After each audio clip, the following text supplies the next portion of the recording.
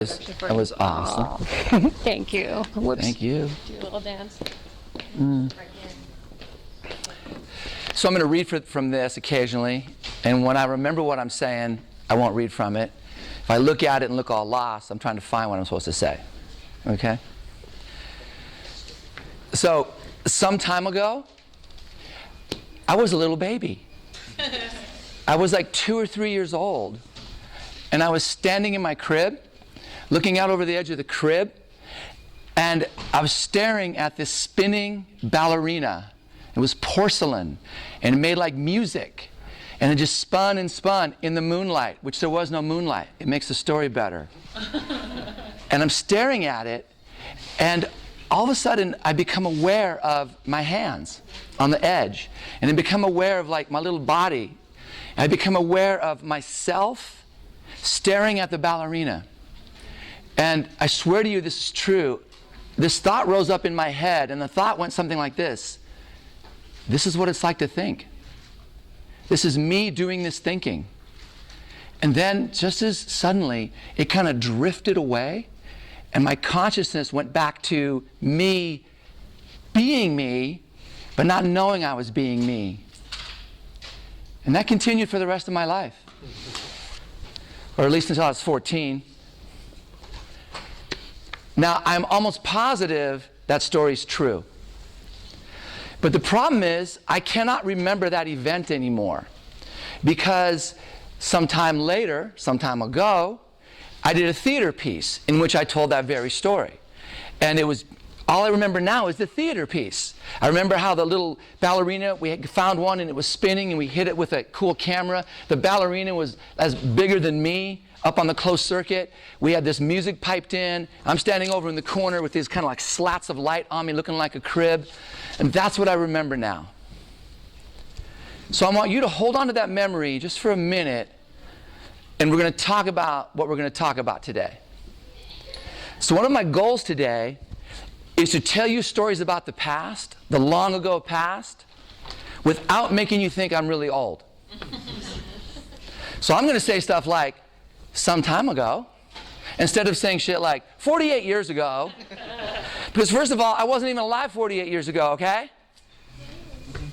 Because I was born some time ago. I'm going to be talking about years that are so far back in the past, you won't even think they ever happened. But I swear to God, you can Google 1970, okay? It has a Wikipedia entry. I'm almost positive 1970 happened. We're going to walk through my life from some time ago all the way up to this actual moment together. But if the talk runs too long, we may end up stuck together in 1984 on my couch, watching Jesse Jackson kick ass at the Democratic National Convention with his Rainbow Coalition speech. Google it. That's some tight shit.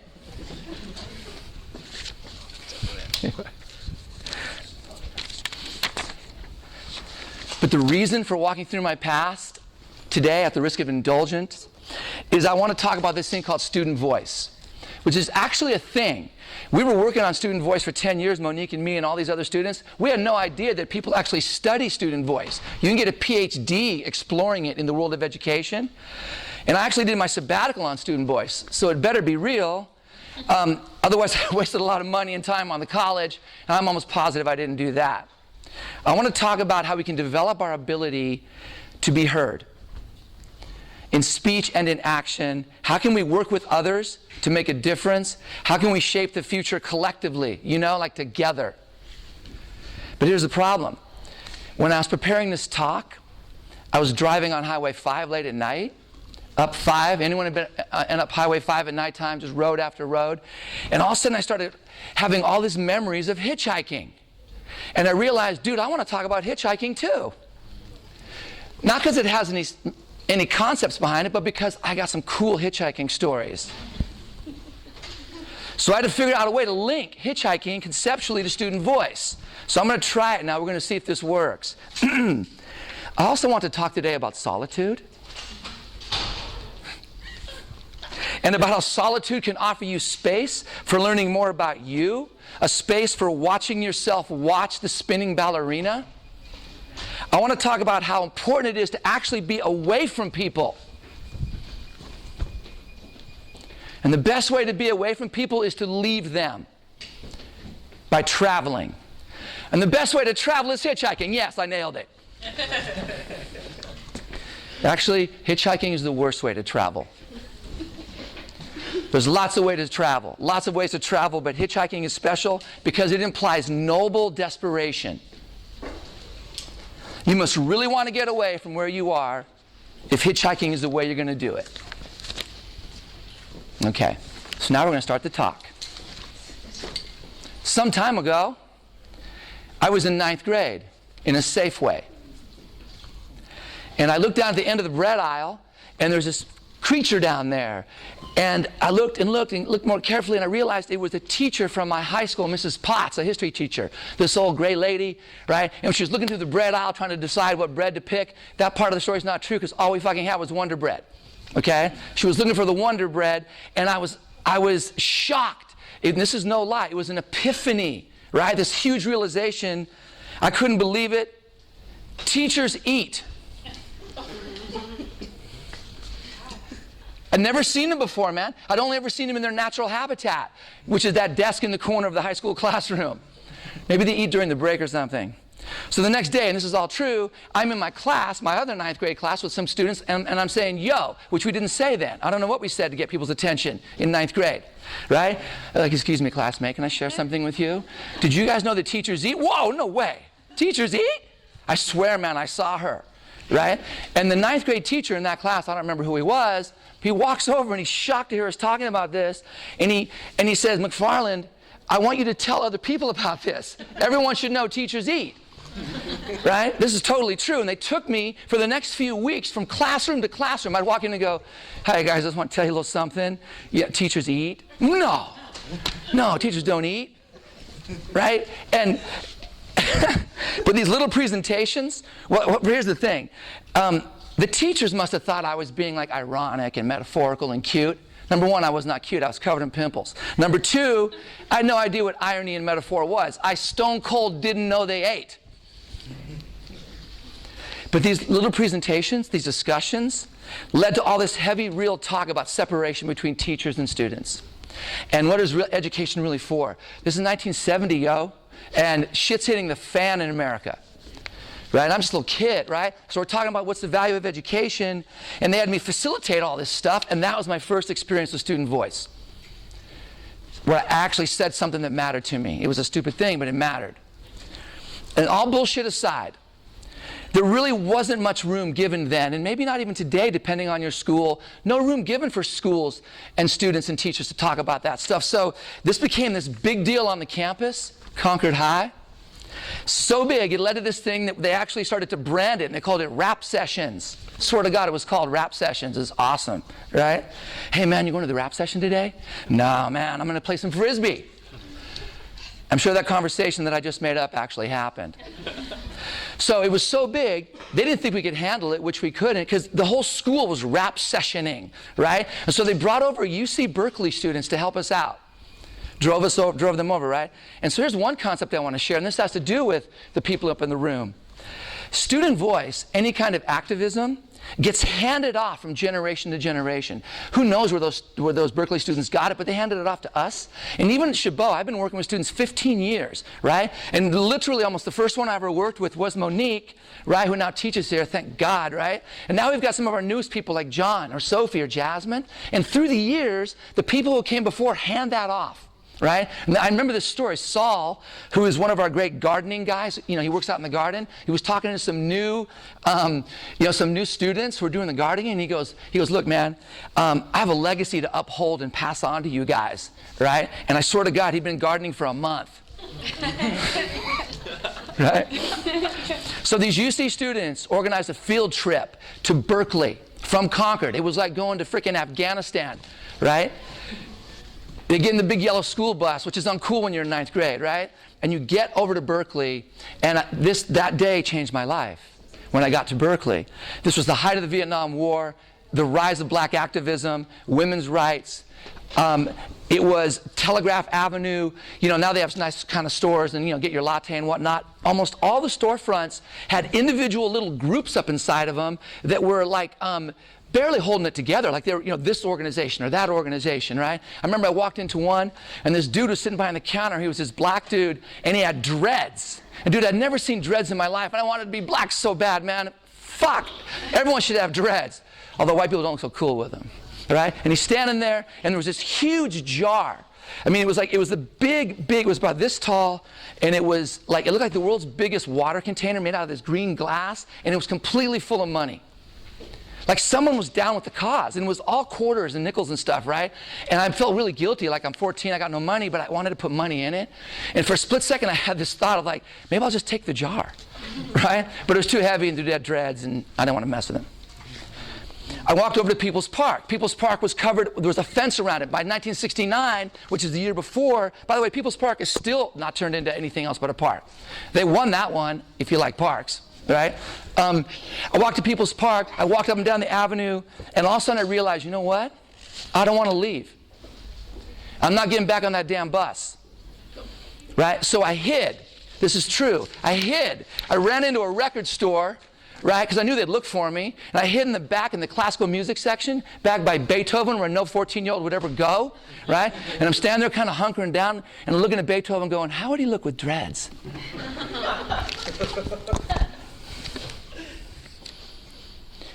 And eventually they left. And I had no idea how I would get home. In fact, I didn't even know where Concord was. You didn't have phones, right, to Google it, right? And all of a sudden it occurred to me, I could hitchhike. So I didn't want to go home because, see, I lived in Concord, which is over there, and I hated Concord. I hated it, man. I wanted out so bad my teeth were hurt, right? From sixth grade on, true story, I would go up on the roof every weekend and look around for the roof of my house. How do I get out of Concord, man? I would like to be looking, right? I realized it's going to have to be by road. My hatred of Concord, it bummed out my dad because, he'd moved us there. And he's all feeling like, butthurt and stuff. And, one day he goes, why do you hate Concord so much, Sean? And I was like blown away. I couldn't believe he didn't know, I'm like, Dad, you never, look, little tiny houses, they all look the same, little manicured lawns, no trees, nothing but white people, nothing but white trash people. There's a slight difference.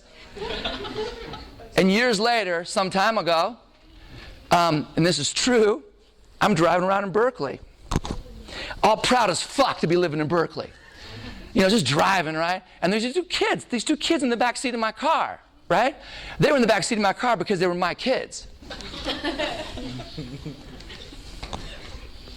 And then one of the kids says, Dad, we have to tell you something, right? And I'm all like, Dad, like doing the rearview mirror thing. Well, what's that, son? Dad, we hate Berkeley. What? Yeah, we hate Berkeley. It's all these trees are so overgrown, look like old hippies, right? All the bushes need some hedge clipping. None of the bushes look nice. They look like old, kind of like homeless people, right? And all the houses are dirty and different. We want to live in Orinda, which is like fucking pulled together Concord. So I pull the car over, I get out, I have like a Honda Element, suicide doors, open it up, yank those two guys out and said, hitchhike to Orinda, bitches.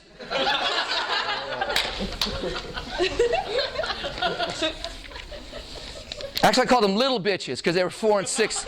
They were 4 and 6 years old at the time.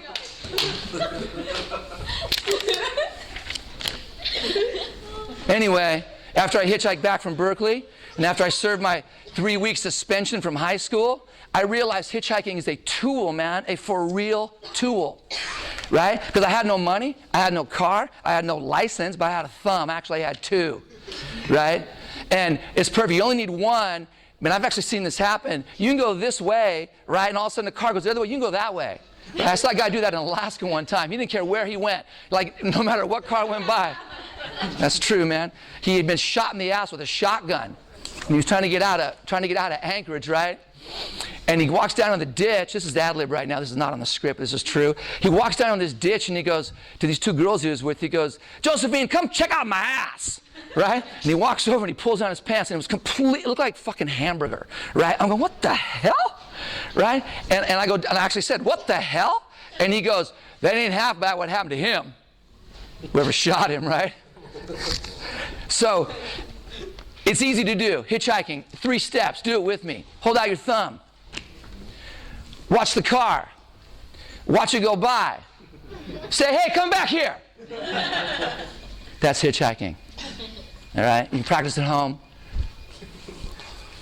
So that's when I started hitchhiking. Remember, I'm 14, 9th grade, right? I hitchhiked everywhere around. Back to Berkeley, over to Santa Cruz. And this is before they even had roads. It was all just dirt roads in America. You knew this, right? Okay. I started doing longer trips over to San Francisco, up to Tahoe, right? And then that summer, I was still 14, I turned 15 late August. A friend and I, John, decided to hitchhike to New Mexico, get out of Concord and see a girl. We had no idea what we'd do when we got to the girl, but that's where we were going. And we were in LA at the time. I was living with my mom down in LA at the time, visiting her. So my mom's an artist, and she made this bitchin' sign. It said, Albuquerque or bust. It was beautiful, flowers and stuff on it, very hippie, right? And it was big, we're holding it up, And on the back she wrote, these boys are really nice. Please be good to them, right? So I'm standing like this, holding up the sign. I read that, And years later I said, Mom, why in the hell did you let us go? And she goes, I couldn't stop you. She was actually pissed that I would think that maybe she didn't try, right? So anyway, she drops us off a ramp on Route 66, that famous song. It's literally out of LA, right? Get your kicks on Route 66, and that's now Interstate 40, which doesn't rhyme so well. We pulled out the sign, and we stood there for 13 hours. Hitchhiking is enforced solitude. So many hours standing there. I literally don't recall what we did with our little 14-year-old brains. There's no internet, no handheld video games. There's really no nothing. And my friend never liked to read. I had books in my backpack, but I didn't want to embarrass him, so I never took him out. But I would like to think that on occasion, we would see the spinning ballerina rise up in our consciousness, which is a metaphor, but I don't know what it means. In the middle of the night, a big old white Cadillac pulls over with this big old white dude in it, and we've been there for like 6 hours, and he pulls over, and we look in the car. There's nothing in the car but him. It's a big old Cadillac, right? And he goes, I only got room for one of you. And the funny thing was, John and I are 14-year-old boys. We don't ever talk to each other about anything, right? We each realized later, we each thought the other guy was going to split. Like leave the other dude there, right? And then, we didn't know how to play it, right? So then the dude drives off. Finally, at 2 in the morning, a car stops. We climb in, say hello. I'm in the front, John's in the back. And the dude doesn't say shit to us for like half an hour. Like just driving. And seeming really pissed, right? Just driving. We're like, what's up with this guy? Finally he goes, I thought you were girls. Because dude is 1970, yo. Like super long hair, right? John was cute, not me. Of course, the thesis I'm trying to develop here, hitchhiking aside, is that travel in solitude can help you find out who you are. I've had students, we do an exercise in one of my classes, the question's simple, what's the longest time you've ever been alone? Most people say half an hour in their life. 15 minutes. One girl one time said 15 minutes. We said, what's the occasion? She goes, I was mad at my mom, so I drove to San Ramon. We're like, you could have drove to Concord. Get an extra half hour out of the deal, right? Travel, solitude, help you find out who you are and what matters to you. Then when you find out what matters to you, you put your voice into action in school, your student voice. But here's the deal, in college, I never did that, man. It didn't happen with me. I kept going deeper into the solitude part and the travel part, but I wasn't getting involved. Not like so many of the students at Chabot, and we'll talk about that at the end for a minute, right? And then to make everything worse, I got into poetry, writing poetry, which totally screwed me, because all that did was make the solitude seem more important. In my sophomore year of college, a friend told me about a poetry festival in Santa Fe, New Mexico that was happening over winter break. So it was cold, it was December, right?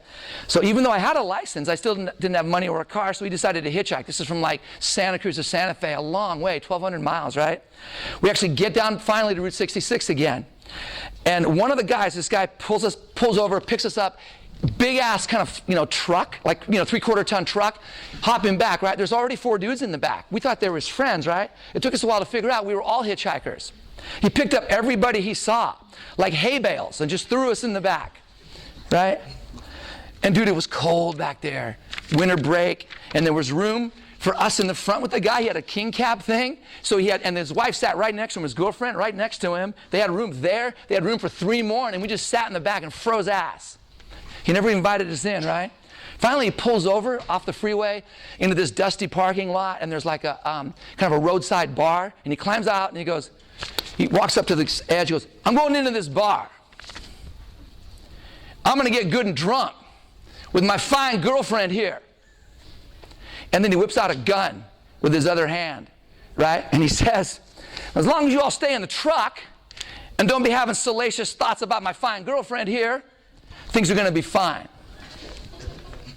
So we're staring at the gun, right? Big and shiny, scary as hell, a lot finer than the girlfriend. And he walked off. And I said, before he walked off, I said, well, can we get out of the truck if we have to pee? I'll leave that up to your discretion. No one left the truck. This is totally true. He comes back 2 hours later, drunk off his ass.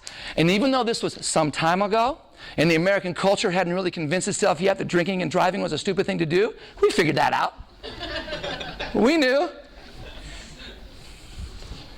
It was uncool, but we had to calculate. Do we want to potentially die in a drunken truck crash? Or do we want to sit at this new on-ramp in the middle of nowhere, in the middle of the night? All 7 of us stayed in the truck. Took our chances. He drove through the night. And then in the back of that truck that night, I saved a life. It was my first act of personal activism. Because in the truck with us, totally true story, was this incredibly beautiful American Indian dude. I mean, his class, put him in a movie type shit, right? This little dude, right? Long ass hair, beautiful fine features, and all he had was a thin little denim jean jacket, blue, and blue pants, a little shirt, and he was literally freezing to death. Right? So me and Mark, who are in our white privileged down sleeping bags, right? We're sitting there going, hey dude, that guy over there's fucking freezing to death. And Mark goes, I know. I go, so Mark said, what are we going to do? I said, well, Mark, here's what you're going to do. You're going to tell him to get in your sleeping bag with you. And he's like, no, why don't you do that? Right? And this is the stupid part. The guy's literally dying, man. And we're sitting around worried about fucking gender rules. Will this make me gay? Forget what year this was, but, things have changed. So we're sitting there. So we compromised. We told him to come over, and he laid between us, still on the cold truck, and we just kind of rolled over on him and smothered him, and we could feel him there, just going, and he finally started to chill out. He didn't chill out; he got warmer. Chill out is a phrase in English. We saved the dude. Next day, I'll stand up. Next day, we pull off the road, and there's a little corral. Maybe half this, maybe like this, and in the corral was one bull, not a cow, a bull. And this American Indian cat just jumps up on the fence. He's going, I'm going after that bull, right? And he jumps into the thing, doing this kind of crap. And I'm like, dude, I just saved his fucking life last night, and he's gonna die like that? So he kept running out and kind of diving between the thing, coming back. And I swear to God, I think it has something to do with the fact that he was worried about his gender shit too. He spent all night with these 2 dudes laying on him. He's like, fuck it, man, I'm gonna go after a bull right now. I'm gonna regain some shit. So I became famous in Concord for all the traveling I did. Hey man, are you Sean? You're a hitchhiker, right? Yeah, man, I hitchhike. Well, how do you hitchhike? Well, there's 3 steps. Do them with me. I was like a hitchhiking Yoda. Hitchhiking boring is. But solitude, travel, hitchhiking began to feel like its own kind of trap. And a song had come out on the radio around this time by Joni Mitchell. I think it kind of sucks as a song. But the lyric goes, you're a prisoner of the white lines on the freeway. So you're a prisoner of the white lines on the freeway. I literally thought, I was pissed at her. How dare her denigrate this freedom? For the longest time, I literally thought I was going to be a truck driver. a long-haul truck driver. And in fact, here's what happened. The dude who was my friend was going to get me into it. This is not on the script, but whatever. Was going to get me into it. And I said, okay, I'll do it, Vern. He goes, I'm going to get back from a trip, and we'll take you out, and we'll teach you how to do it. I was like 19, right? He's out on the trip. He's in Illinois, and his truck gets stolen in the middle of the night out of a truck stop. And he goes to the cops, and the cops go, just get out of here. You'll never find that truck. And they start intimidating him. He was super young, right? He and his buddy. So they left, probably hitchhiked back to Concord, right? Years later, man, 5 years later, 60 Minutes did an expose on the sheriff and all the local dudes. They were ripping off everyone's truck who came through town. It was this inside job thing. It was kind of crazy, right? To this day, I swear to God, had that place not existed, I would probably be trucking right now. Right? I started bullshitting you guys. But it felt like a selfish kind of freedom, and I learned that from that song. But the entire rest of my college career, so I'm your guys' age now, and as we're moving up through time, I still never got involved in anything, man. I started to have a voice through poetry. It was a marginal voice. In fact, one time I was doing a poetry reading, and a guy who actually got me into teaching, I'm doing my poems, and in between poems I just talk, another poem, talk. And I go, how did it go, Joseph? And he goes, you know the part in between your poems when you're talking? I'm like, yeah. He goes, that's really good. Sort of guy. And that's actually, TJ, how I got into monologues. The poems sucked. Maybe the monologues do too. So I was too private, and it was too personal, and I was unattached. But then after college, I was living in Oakland. And I became aware of people who were dealing with the desire for a real and collective freedom. And this was South Africa, and this is real shit that was going on down there. And this part's hard for you guys to feel. And those of us older, maybe it's hard to remember. But it was hard to get information, man. Like, you heard something about South Africa. You heard the Free Nelson Mandela song. You maybe knew someone who knew a little something. Maybe talked to a professor. But there was no internet. It was really hard to find it out. And it seemed almost more scary because, it sounded bad there, man. And what could you do about it? Well, these students, to their ever-loving credit, lived in Oakland, went to UC Berkeley, started this movement called the apartheid movement, which was an effort to force UC Berkeley, other colleges, to divest their money from companies. So I got involved in that in a huge way, the first time ever in my life. And I was called what the media called an outside agitator, which is a really uncool term. It means kind of like, they invented it because if students, you guys are students, and you're doing something on Chabot campus, it's like, wow, they're really upset. But if the media can convince the world, well, it wasn't the students, man. It's these outside agitators who are just making them do it. It undermines the movement. But outside agitators are real, and I was one of them.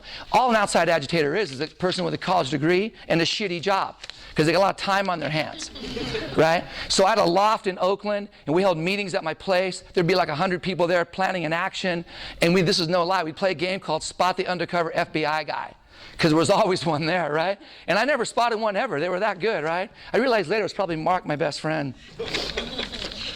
And then a few years later, another movement rose up, and I spent, at one point a week in jail over this, and the movement had to do with the U.S. military was storing and moving nuclear weapons through Concord. So I was going to be at that meeting, right? And there'd be meetings devoted to, what are we going to do about nuclear weapons out of Concord? And I stood up in the meeting and said, hey, excuse me, I just want to say I'm from Concord. And the facilitator's like, okay, do you have anything to add to the dialogue? They always want you to add to the dialogue, right? And I'm like, I don't have anything to add to the dialogue, except I hate Concord, and so maybe we should leave the bombs in Concord. Yeah, and maybe one will go off. Look, I know every generation talks shit about the next generation. My dad would be like, what's up with those dirty hippies, man? They look like scruffy old trees. Right? And the hippies would go, what's up with the Gen Xers? They look lost. And the Gen Xers would say, what's up with the millennials, man? They're going blind staring at their phones. And that's a rite of passage. But at the risk of being an older person who's not yet 40, talking smack about younger people, I think it's possible to consider that maybe we can use time more wisely.